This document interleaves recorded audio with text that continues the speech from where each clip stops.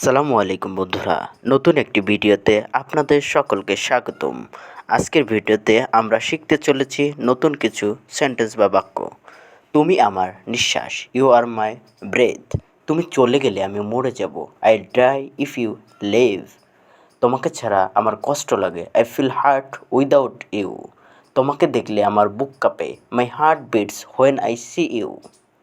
তোমাকে আমার দেখা দরকার, I need to see you.